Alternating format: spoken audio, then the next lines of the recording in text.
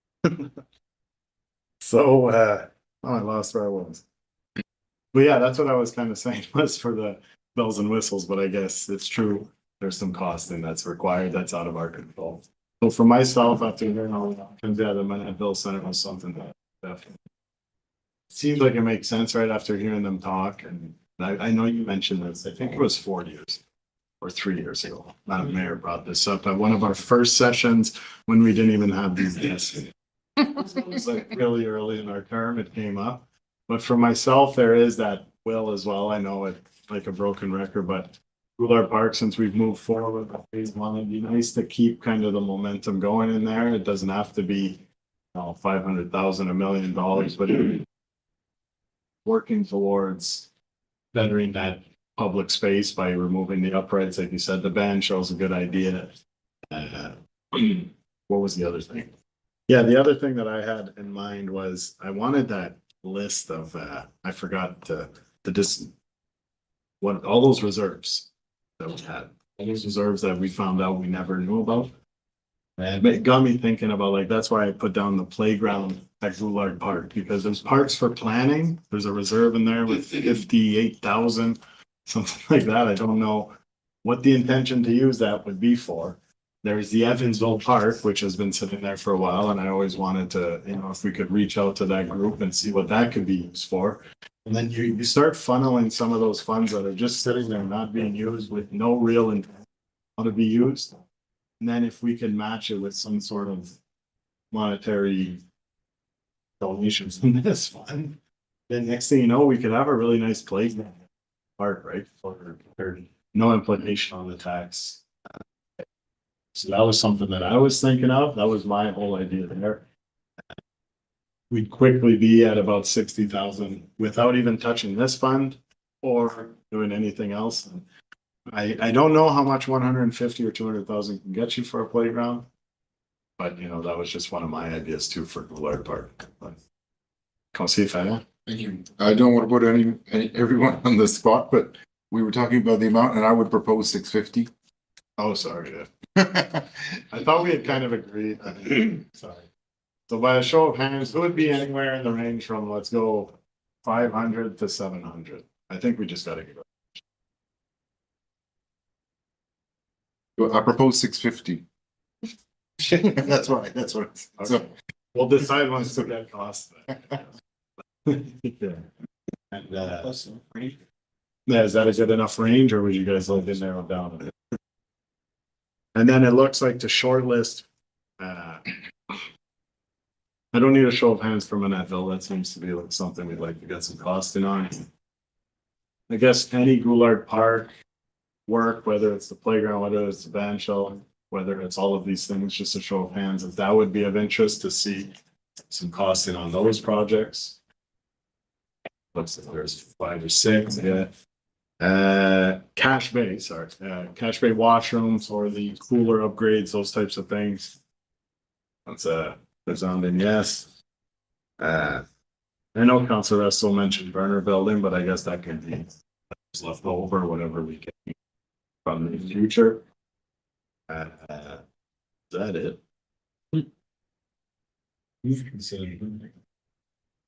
Mostly about Can we include accessibility viewing platforms too? This has been going on for quite a while. I know the one in Vernon would be very cheap. We just need a few sheets of plywood and 2x4s. And we got the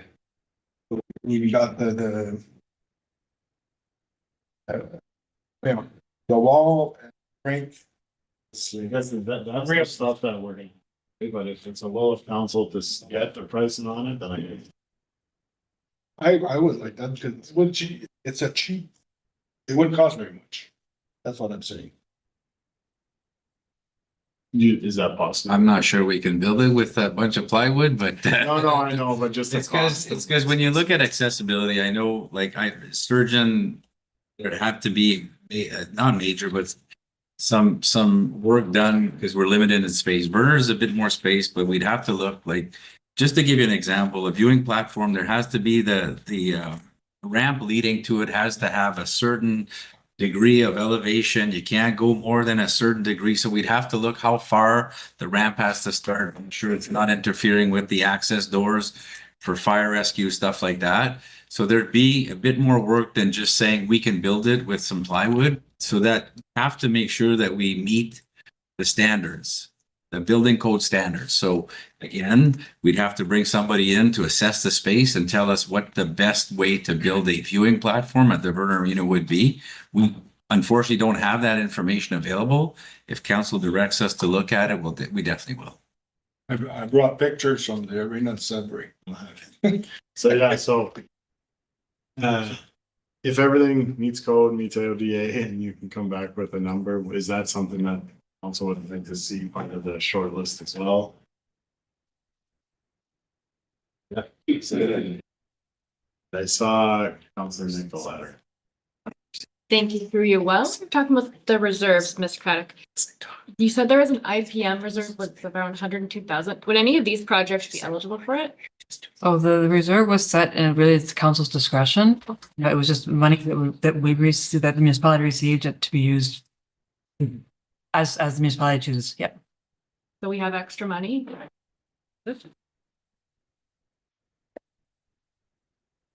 Councilor Russell, thanks for that, King. Councilor. Chair, I just caution adding too many more items to this short list because it's getting long and if we want to get responses from staff and be able to make decisions. So it sounds like some of this might need a little bit more work to get these numbers. So just, it's my thought. I think we have some good ideas there. But if we're going to end up putting the whole list on there, we might be till next year to do some of this work. By the time we get nothing to staff, it just takes time to get all this information. The short list is usually less than this. But that's good. Those are items that we feel comfortable with. If there's any more comments. Yes. No. So that gives enough direction to staff, or is there anything else you'd like to know? And we'll receive more information in the future. So thank you for your time, everyone, and I'll pass it back to Mr. Mayor. You got one more there? Yeah. Oh, Don, here you go. Yeah, some discretionary grants.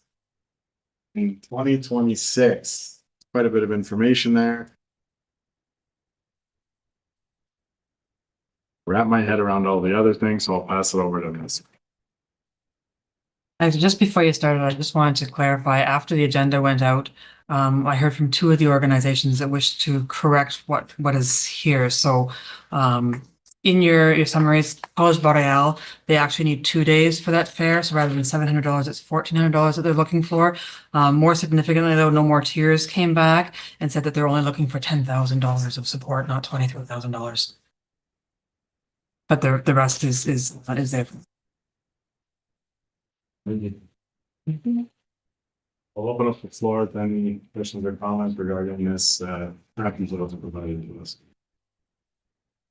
And do we have to go through every single approval, or if we think it's okay, we? This is in committee, so we will, if council says, yep, that looks good, then the full resolutions come back for the next meeting. So it's, if somebody has a question on a particular item or any concerns with a particular request, we can discuss it. If what's been presented looks good, then it would come back to be formally adopted at the next meeting. My question was for that almost years, but now I seem to have gotten an answer. It's not as much of an increase as I first saw. Councilor Russell. Thank you through you, Mr. Chair. Just a quick, hopefully it's a quick question with a quick answer, but with all of these groups, I know we had some issues last year with required documentation, that kind of stuff, or are all of these groups in a good standing? Yes. So, I mean, most of the groups are now familiar. The groups that are requesting more than 5,000 have produced all the required documentation, and everyone else still seems to be in compliance with our policy. Yes. Right. I think they're all great initiatives within. Thank you. Show of hands to approve. Oh, I have a quick. Councilor Ioannoni. Yeah, I just wanna. I don't know if we have the answer there, but No More Tears, we gave them $5,000 last year. Now they're looking for double the amount. And I know that DSAB offers some of those services. I'd be curious in knowing, did they ask DSAB for some financial help first before just coming to us? Because we are already paying into that service that is being offered through DSAB, through the North Bay area, not through West Nipissing. So for myself, I'm not comfortable with doubling that donation until I do get that answer, because we are already paying for that type of service currently through our levy DSAB, if I'm not mistaken. Thank you. Councilor Estes. Yeah, I, through you, Mr. Chair, I don't think I can give you a full answer. I can comment that I know it was last summer. No More Tears did make a presentation to the DSAB board. There wasn't a request attached to it. But I don't want to take staff. I can help for my connection. I don't mind reaching out to DSAB tomorrow. My understanding is I don't believe there's been any financial requests. I know there's some services that DSAB helps to coordinate within West Nipissing, within the larger Nipissing region. But for the financial, I don't believe so, but I don't mind taking that on to double check tomorrow and send an email out to all. That would be my comment, Mr. Chair. I'd be willing for the $5,000, but until I get some answer, I'm not comfortable just ditching out another $5,000. So, thank you. Thank you. I'm also, Thank you, Mr. Chair. I'm also in agreement that if Councilor Resto could check for us, but at this time, yes, 5,000. Until, you know, you don't want to be paying twice. Definitely, if you could get us some information, I'd be comfortable at 5,000 as last year. Does make me think actually at the Roma conference, one of the financial planning seminars or sessions, they were mentioning how often like the province is kind of downloading homelessness costs onto municipalities, right? And it's causing a lot of financial strain. So I do, this kind of makes me think of that session where they were saying, why are municipalities having to forefront all these costs, right? Yeah, I get that that is a community problem, but I do agree with the 5,000 at a bare minimum, but I'd like to see a show of hands if we'd rather wait on that one before approving the 10,000 until we can receive more information, whether it be from staff or from our Andy counselor. So. Show of hands. Sorry, I'm not, Show of hands. I'm not clear. I'm not clear what we're. What are you saying? Just give them 5 for now and reassess the additional 5 or decline right? Well, so it's been brought delay up right that, now? it's been brought up that there might be a well to only give 5 until more information is provided. That was my recommendation. Yeah, so that's what we will be voting on. Who would be in favor? So if the vote fails, we stick to 10. Is that right? Much, yeah, right now, yeah. Mr. Or we defer. When they come back to council, is each one done as a separate resolution or will it be done as one resolution with this list attached? It can go either way. So if we've got consensus on all of them, I would put them all in one resolution. If this one is the one that's a little bit, you know, we could do all of them ones, and then. Okay, This is a yeah. separate one? Yep, absolutely. Thank you. Yeah, would there be consensus in council to wait on this one until we receive more information by show of hands? No, that's not the right question. It seems to be right for me. Councillor Gagne's recommendation, but now I'm seeing Councillor Gagne. No, I recommended to give them 5 like last year. Okay. And until we know that, like, we're And paying then they rent reapply. and DSAB has money to pay rent for their homeless people in North Bay. So why aren't we getting money for the one in Sturgeon? And if it's not part of their program, well, for me, it's because it's not covered by the program. And do we want to subsidize something that we're already putting money in DSAP to offer that service. Now we're paying another portion for the same service that is currently being offered by DSAP. That's my rationale.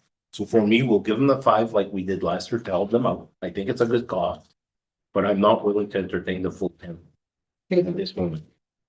Councillor Bard, the question is, who would move forward with the list as presented? Or as amended with the contribution to No More Tears being 5,000? But Madam Mayor, by a show of hands. And then we wait for more information, let's think. Okay. You got it. Now we're done with needs for good. Did you go? No, I'm still. Not for good, just for Yeah. 4 weeks. It was just some tough ones. Yeah, they did a good job, Councillor LaVoie. Sewer and Water Committee, pass the floor to Councillor Pellerin. Yes, I'll just pass it on to Cindy Dow or Ms. Grana. Yeah, I mean, the budget was presented as is, and if there were no comments, anyway, I'll pass this along to Ms. Craddock, but we're waiting for the time when it's fire. Thank you. Really, that's what it is we had the discussion on the staff budget last meeting. It's come back as the mayor's budget presentation. There were no amendments from the staff budget discussion, but this now sort of, well, yesterday when we put it out, now starts that clock on a period for council can propose amendments if they wish. We could come back next, if everyone is mostly in agreement with stuff and you want to come back next meeting, council wants to by resolution shorten their period to offer amendments, then we can do that. But it is just the presentation to start the clock on the mayor's budget process. This is me. Okay, just in follow-up to Ms. Craddock's statement there. If we wanted to do the same process, there could be a resolution to amend or to shorten the amendment period. It is 30 days now, so if no amendments are received from, proposed amendments are received from members of council in that 30 days, the budget that's presented here is deemed adopted. It will not come back to be adopted. However, if council is certain that they're comfortable with the budget as we discussed, which is exactly what's been presented here, we could do a shortening resolution, which then, just kind of clears the way for staff to begin tendering processes. So I would ask the chair to determine whether or not would be amenable to shortening the period with a resolution at the next meeting. Thank you, Madam Mayor. I assume we will be. Councilor Resto? I was voting. I'm just kidding. I support shortening. Yeah. Everybody in favor? Thank you. Perfect. Great job, Councilor Pellerin. Sorry to make you work so hard. Environmental Services. Councillor. No, he's planning. Councillor Larrabee. What's this? No. Oh, Councillor Nichols, sorry, I should have had it written down. I will pass the floor to our esteemed chair, Councillor Nichols. Thank you, Madam Chair. We have a detailed memo from Ms. Henning recommending that West Nipissing discontinues participation in the North Bay Hazardous Waste Program, and instead we do a well-advertised one here in West Nipissing. And if there's anything to add, Ms. Henning, or you think that's good? I guess it depends. I don't really think I have anything to add to this. What we're proposing is something that would basically allow our residents to have one day here where they could drop all the same things they're currently bringing to North Bay. I've asked North Bay why they're increasing their rates, and just the cost for disposables going up. So they're passing that on to us. And they couldn't give me any indication if this was the last price increase or if we're going to continue to see these types of price increases. So at this point, because the price has increased so significantly, I think that it would be wise for us to try hosting a household hazardous waste day. And we would just do one because the mobilization is quite expensive and we would likely do it somewhere central, like not necessarily at a landfill, like maybe at a public works yard or somewhere like that. And advertise it really well and see what kind of buy-in we get for it. And the types of things that we'd be talking about are like your motor oils, your aerosol cans, your household cleaners are kind of some of the primary ones, and we don't accept those at our landfills. Thank you for the additional information. Any questions or comments, Councillor Ferguson? And Chair. Yeah, it is unfortunate. North Bay has decided to go from 14,000 to 30-some thousand. But I'm not sure about the statistics, the usage statistics, because I go to that depot, I'd say 3-4 times a year, and it's very rare that I'm asked where I'm from. So I'm not sure whether there are not more people using it. I would be very reluctant to go for a system where people have to hold on to their hazardous waste for up to a year, because if we only do this once a year, it means that whatever you have, and for possibly not much saving. So I have a feeling it's just going to end up in the landfill anyway. And I would like to explore more options. And I started doing a lot of research into this, and I'd like to understand a little bit better what type of hazardous waste is brought to North Bay, if we have some information on that.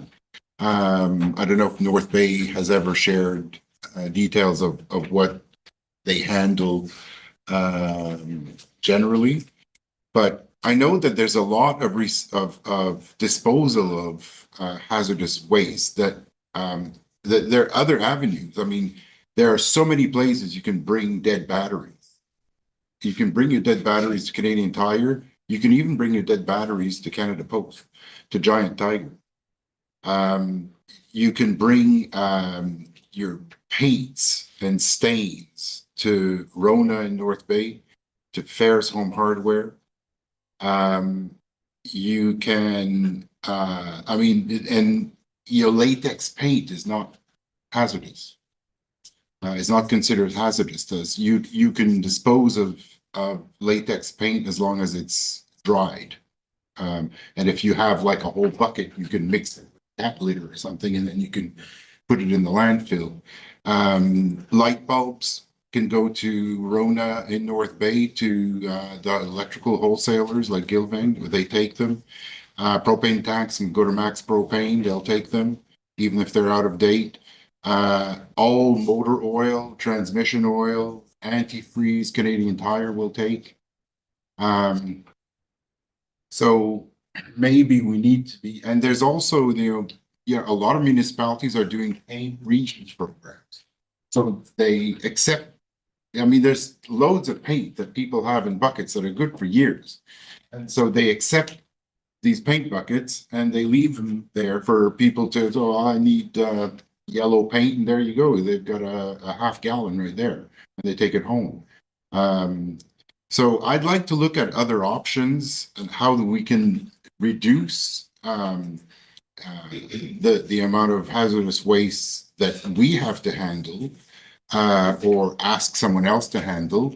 And I'd like to look at, what are the options of, instead of asking people only to show up on that day, which they may not be able to because they've got something to do that day. Can we hold on to some of that? And can it then be picked up once a year? Can we take the hazardous waste somewhere? I don't know. I know there may be regulations about transporting stuff. Yeah. Options. So.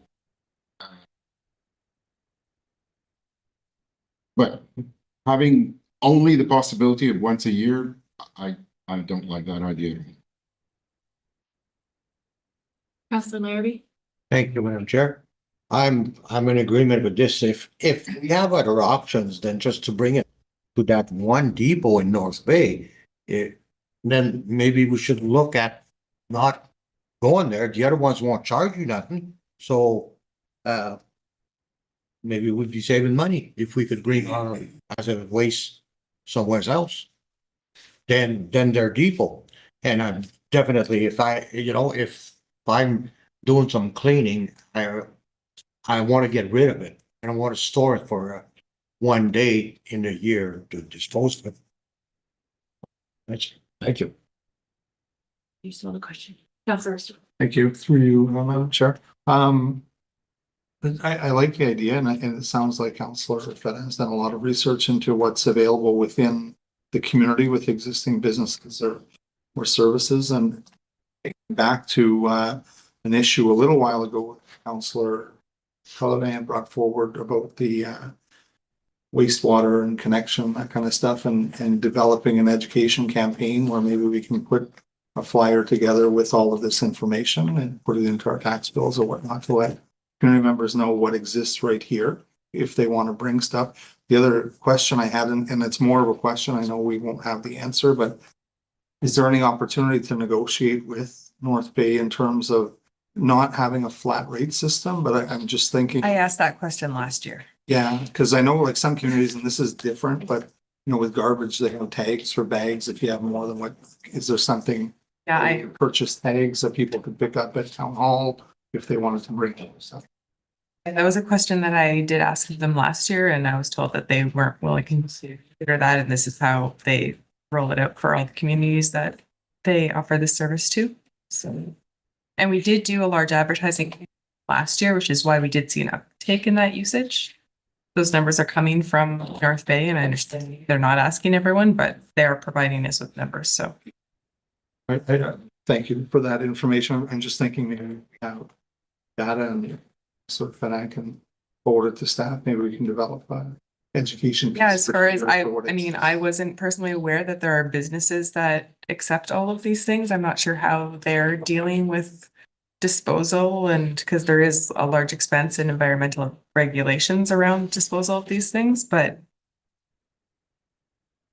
I'm not sure how we reach out to those businesses and advise our community members to use that instead of North Bay. I mean, I think if we're going to, because we can't accept these at our landfill, we should be offering some sort of service, whether that's to continue to use North Bay as we are, or we can try this doing a depot day, which is something that is a lot of communities are doing. I went to at the Roma conference and I sat through the environmental session that they had, and every community that spoke, this is how they're dealing with their household hazardous waste, is doing a 1 day a year depot collection.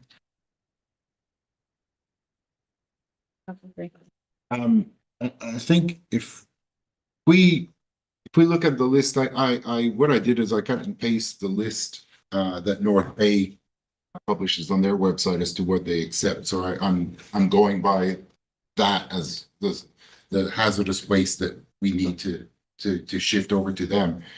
If we take out from that list everything that can be disposed of through retail outlets like Canadian Tire, and I imagine Canadian Tire have a system. I mean, they change oil from cars all the time, and they have large quantities of oil. And I think they figure, well, if we have a few more cans of oil in a day, it probably is not much difference so they do it as a service. I mean, but even if we were to, have an agreement with Canadian Tire and say, can you be our disposal point for motor oil and transmission oil and antifreeze, and we'll make a contribution to your business, for it. I don't know. $4,000, $5,000. I think they probably would appreciate that. And if we can reduce the list and be left with a list of things that, you know, that we have no outlet for in the community with retailers, it may be easier to figure out a way to deal with this, and then maybe look at, I know the mobilization cost is quite high, but I also know French River have, I think they have 2 disposal days, I'm not sure.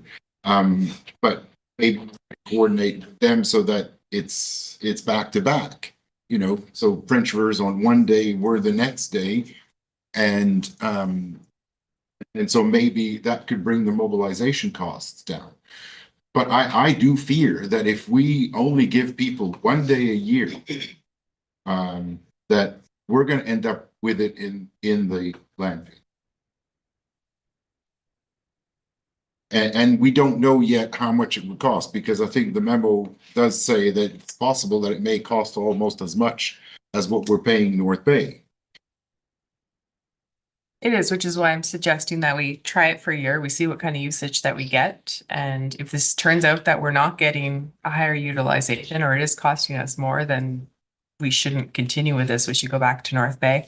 And But it makes it more convenient for residents not having to drive to North Bay to dispose of things. Because let's be realistic, people, if it's being this poorly utilized, there's likely already things that are going into our landfill that shouldn't be. I think, just to respond to that, I think the majority of people will go to North Bay times in a year, whereas drop-off day once a year is once a year. All right, I'll just point out that if the 399 households used that service last year, it is only 5%. So that means 95% of households in West Nipissing are not disposing of hazardous waste in a responsible manner. And so to pay $40,000 for a service that's underutilized, I'd rather give something new a try, and maybe there will be a greater uptake. We really have nothing to lose because 95% of households already aren't driving. I've never been to the North Bay dump, and I've lived in West Nipissing for 16 years. And there might be a couple of us around the table that didn't even know aerosol cans weren't supposed to go in the garbage until about 5 minutes ago. So,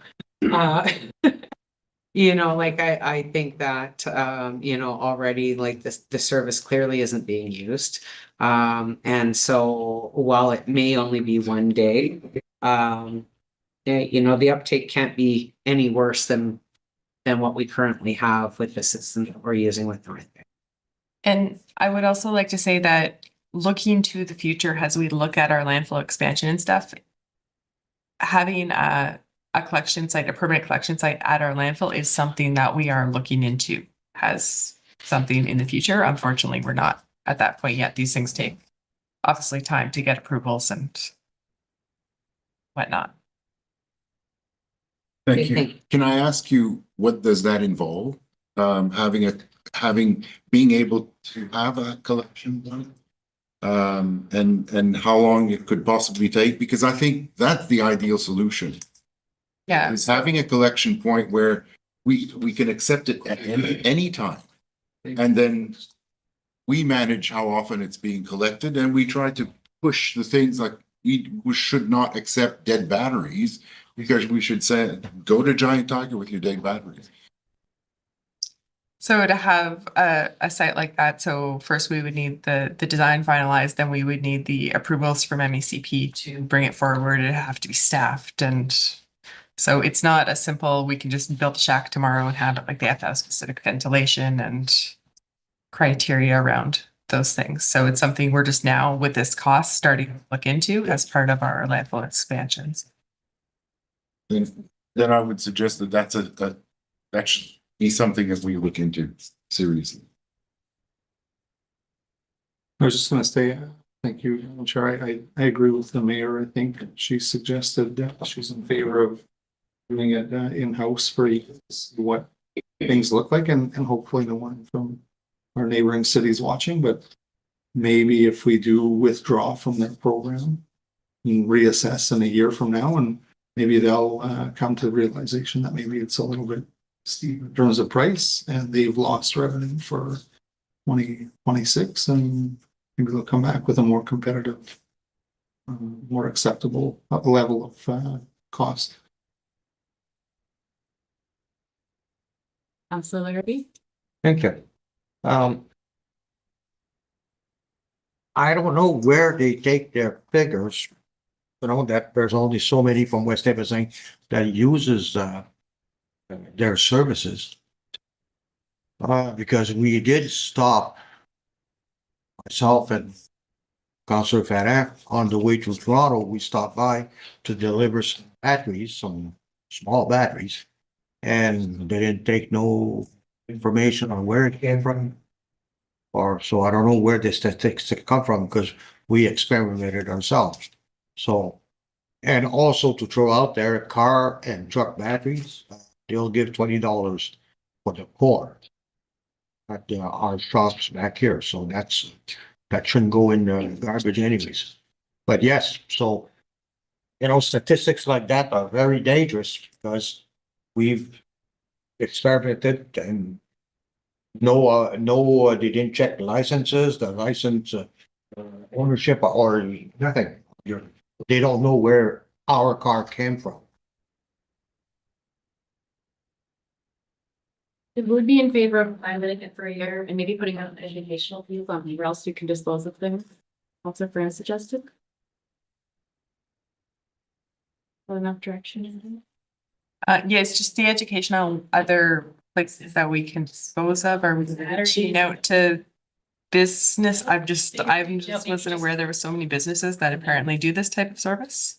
Confirm that it's real, maybe, before you tell people. Also that it's, I'm not sure what they're doing with the. I think I want to check with the businesses before they get an influx of 100 people at Canadian Tire dropping oil, right? As they might take it for on occasion, but. Good luck, Andrew. Councilor. Thank you, I'm sure. By choosing West Nipissing as the place to drop off once a year, do we still have the facility of going to North Bay? Drop off? No, Can't. we're not paying the 34,000 that they're requesting for us to have that service.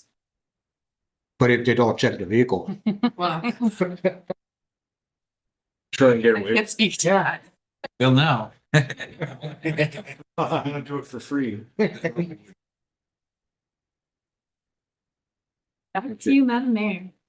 Okay, thank you very much. We are going to, Madam Clerk is going to read extremely quickly for the next 15 minutes while we move through the resolutions for our regular meeting.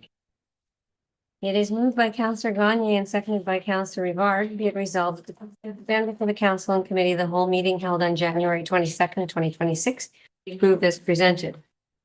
Questions or comments? All in favor? It's carried. It is moved by Councillor Rivard and seconded by Councillor Gagne. Whereas Council of the West Nipissing Municipality discussed safety concerns at the intersection of Highway 17 and Highway 575 in Verner at its meeting on November the 18th, 2025. And whereas previous mitigation measures, including a reduction in the posted speed limit, have not resolved the concerns, be it resolved that Council for the West Nipissing Municipality requests the Ministry of Transportation to examine the intersection of Highway 17 and 575 in Verner for the installation of a traffic control signal, and be it further resolved that a copy of this resolution be forwarded to the Minister of Transportation and a local member of Parliament. Okay, questions or comments? Councilor Pellerin? That's not already sent. It has to be done by resolution of council. Okay, all in favor? Carried. It is moved by Councillor Farah and seconded by Councillor Nicol. Whereas on May the 20th, 2014, Council for the West Nipissing Municipality granted approval for a draft plan of subdivision of 9 lots on lands legally described as part of Lot 6 Concession A in the Township of Springer to Delorme Properties, Inc. And whereas on October 9th, 2018, the Council for the West Nipissing Municipality granted a red line amendment to the approved draft plan to include a Block 14 to address encroachment on the east end and to realign the proposed turnaround. And whereas on March the 19th, 2019, the applicant received an extension of the approved draft plan until March 19th, 2020. And whereas on February 15th, 2022, the applicant received a further extension of the approved draft plan until February the 1st, 2024. And whereas on August the 13th, 2024, the applicant received a further extension of the draft plan approval until February 1st, 2026. Be it resolved that Council for the West Nipissing Municipality hereby approves the requested 18-month extension of the approved draft plan of subdivision to DeLorme Properties Inc. until June 1st, 2027, allowing the applicant subdivider time to complete the required work in order to meet the previously set terms and conditions. Okay, questions or comments? If I may, Madam Mayor, this is certainly something that's lingered on our books for quite some time. We've had a recent last minute application for the renewal, which was to expire February 1st, I believe. There really is no peril in approving it, but it must be said that from this period on, if we're not seeing some substantive progress on the file, that should be considered if there should be a subsequent request for renewal. But staff certainly leave it up to council to continue on this piece according to our official plan. We are looking for some new development. I think there have been a few hang-ups on this particular piece, but we're willing certainly to weather the storm and see what happens in the next 18 months. Okay. Those are my comments. Councillor Fedine. I just, thank you. I read all the correspondence and they do have some legitimate problems they're trying to resolve. And I know it's been a long time, but I would be certainly give an extension. We're trying to encourage housing and making them start from scratch again. I don't see the point of that. So I'm in favor. Anybody else? Okay, I'll put it to the vote. Resolution's been read. All in favor of granting the extension? That's carried. It is moved by Councillor Nichol and seconded by Councillor Ferran, whereas council has received information from the Director of Community Services regarding funding opportunities through the Ontario Trillium Foundation. Be it resolved that council hereby authorizes the Director of Community Services to submit an application to the Ontario Trillium Foundation on the following projects selected by council. Recommendations on that, Mr. Fernandez? The memo just reads, we looked at options that fit the criteria. The renovations that council's already approved for the pool and the lobby entrance meets it. The resurfacing of the pickleball tennis courts and Ville Community Center kitchen. Staff feel that moving forward with an application for the complex renovation will give us the best chance of being successful. Council's already approved that money. We have a lot of preliminary work done on the project, which will make it easy because the window to apply is a month, February 4th to March 4th. And they look for details. It's application ready. And the way we see it is if we are successful, we get the maximum 200,000, then save 200. So council would have an additional 200,000 of dedicated reserve money to put into other projects. Okay, so the recommendation from staff is for the recreation complex and pool. That's my question. Okay. And so if anybody has questions or comments or concerns with that recommendation, that would be the time to speak. Okay, all in favor of the resolution reading as the recreation complex pool, however you want to word that. Authorizes the director to submit an application to the Ontario Trillium Foundation for the recreation and complex pool project. Okay, all in favor? Carried. It is moved by Councillor Ferran, seconded by Councillor Nichol. Be it resolved that Council for the West Nipissing Municipality hereby authorizes the execution of the renewal of the agreement with the Ontario Clean Water Agency. Questions or comments? All in favor? Carried. It is moved by Councillor Nichol and seconded by Councillor Ferran.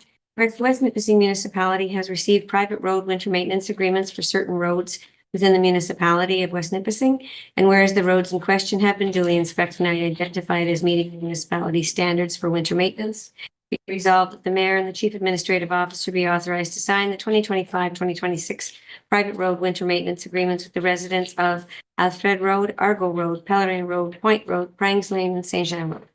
Okay, questions or comments? All in favor? Carried. Thank you. Usually, given the time, I would not, but I will also speak very fast. We had the opportunity to release some wonderful news in the community today with the announcement of $18.1 million from the provincial government under the Health and Safety Water Stream for the Verner Municipal Project. There has been an incredible amount of work, both by council at the political level and by our staff administrative level, pushing for this project over the last couple of years. And it's really, really exciting to get the good news and such a significant large investment for a community this size. I will also say we had the opportunity to attend the Roma conference. We just got back a little earlier this week. And we had a record number of 6 delegations during that conference, which I thought when we had 5 for AMO, we had done really well. And we managed to top even that. So we had some very good meetings with ministries on a number of subjects over the course of our couple of days in Toronto, including the Ministry of Infrastructure. It was a really great conference, and I'd like to thank our CAO, Ms. Henning, and councilors who attended for their support. A lot of monies we'll have brought home with us. I will not say much more than that, but wish everybody a good night. Thank you for staying extra late and in this business. Thank you to staff. Moved by Councillor Sedan, seconded by Councillor Nicol, be it resolved that number 2026-04 being the bylaw of the municipality to confirm the proceedings of council at its meeting held on January the 22nd, 2026. Will come into force. It's fast. Questions or comments?